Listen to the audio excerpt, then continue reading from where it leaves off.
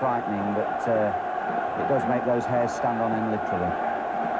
I can understand that. And a big crowd as well. Stoke City have brought something like 40,000 with them.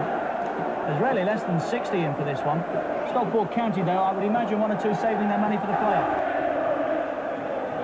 Well, I think they've emerged into the sunlight, been seen for the first time by those hordes of supporters.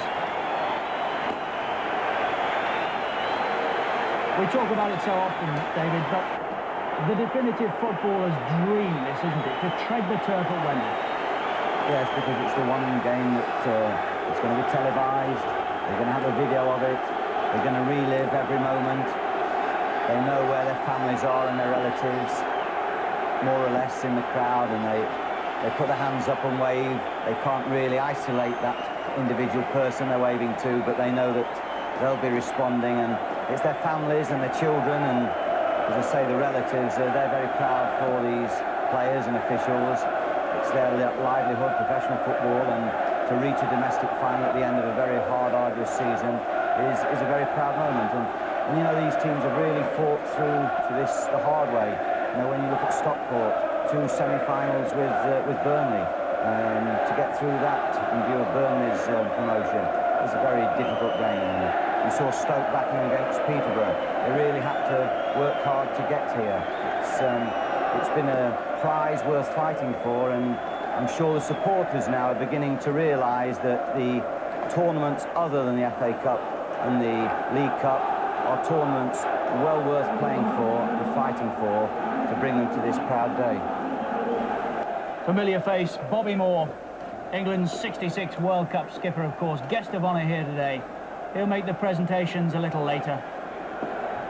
Yeah, it's good to see Bobby. He was ill, of course, earlier in the year, but he's looking much healthier now, and he's doing some considerable commentary for radio in the London area, and he's a face that is going around seeing quite a lot of football now, and I think he enjoys what he sees. I think there's a return to a better feeling about the game. I think less teams are trying to stifle the game, and of course Bobby Moore was a most wonderful centre-back who could drift the ball around the field in magnificent fashion.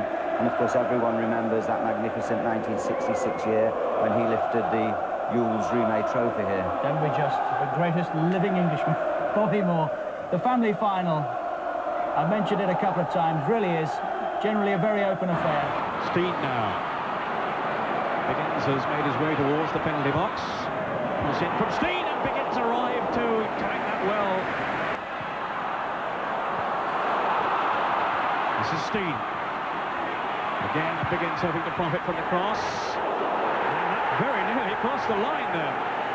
Tony Kelly appealing. And Neil Edwards just about holding on. He certainly had to hold the ball well forward. Beaumont was trying to wriggle a path to goal. So was Ward. In goes Ward now. And a good left foot, this fellow. Scored a cracking goal in the playoff first leg. And Wheeler almost got through there. That'll be the signal for the big men to come forward. Cranston's come up as well this time. Sanford and Overson. It's Heath taking the corner. The keeper's come for it. He didn't really make it. He's only around 5'8". He's not the tallest of goalkeepers by any means. So the danger signs are there.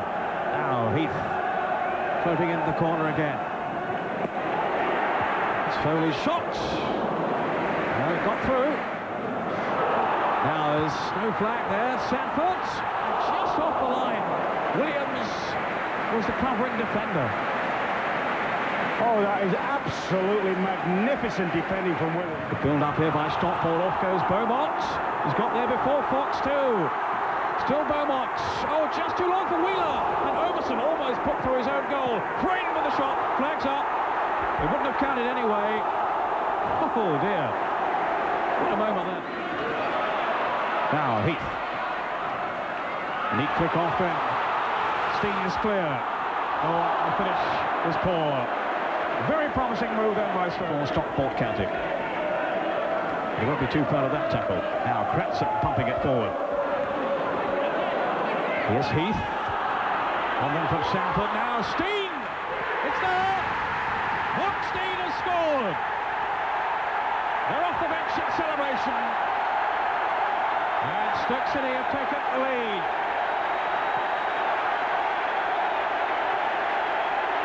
And just look at these scenes here of jubilation among the Stoke fans. It broke then for Mark Stein, and he smacked it home. Yes, that's the sort of goal you expect from Mark Stein. Over his shoulder, good first touch. They're trying to push out now as the ball's kept in the box. Little nick on from Sanford now. There is a suggestion, I think, the Stoke lads will think, not Stein, but one of the other forwards, possibly Biggins, was coming back on an offside position. But that is a hell of a quality strike. I mean, Stein seems to do that. That's fitting enough. That's on a par with Michael Thomas's last week in the FA Cup final, isn't it? The flick. Now there's Mark Stein, and no chance at all for Neil Edwards with the venom on that shot.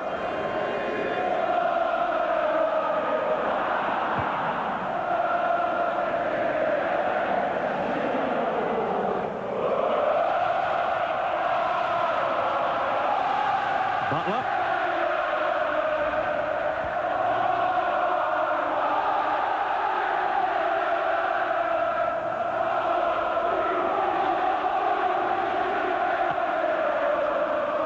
Wheeler. Stoke trying desperately to clear their lines. Crane goes down, it's a free kick. And this is in potentially a very dangerous situation. Just looking at Peter Ward, he's got what seems to be an educated left foot, and although it's a little bit wide, you just wonder whether he's got the sort of space and the quality to bend one round or to whip one into the top corner of the net here. Well, that's what he did in the first leg of the playoffs, getting that winning goal in the first game. And Stoke will be only too well aware of that.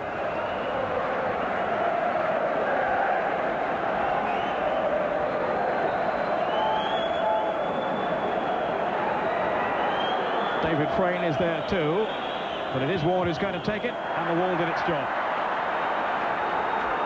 Now look at those Stoke players come streaming out, and the trick has paid off, and they've got the offside decision applauded there by Vince Overson. And referee Robbie Hart will have some time to add on. Williams takes the free kick. He'll hope to find Francis. Francis heads it on, and safely from Stoke's point of view into the arms, the grateful arms of Peter Fox. That really could have gone either way. But it's going the way of Stoke City. They have won the Autoglass Trophy for 1992. Consolation for their failure to make it to the final of the playoffs. Stockport County still have that to come.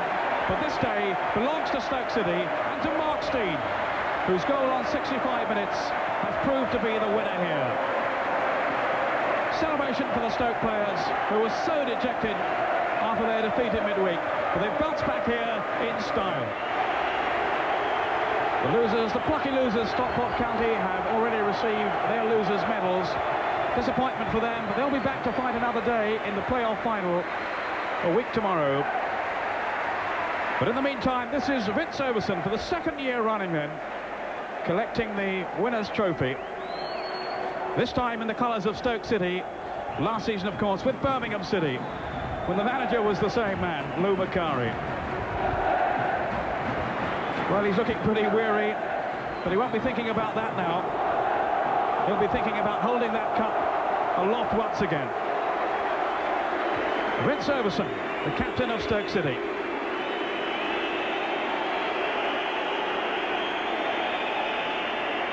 And what a captain's performance he has given today, keeping the huge figure of Kevin Francis in check. And there it is, the Autoglass Trophy, won by Stoke City, handed over there by the famous figure of Bobby Moore, OBE. What a moment that will be for Vince Overson, receiving the trophy from a man I'm sure he admires as much as everyone else in football. They're all getting a chance to hold it now. Wayne Biggins, who toiled away up front for Stoke City. His partnership with Mark Stein has been such a success for Stoke throughout the season, and it caused untold problems again today for Stockport County.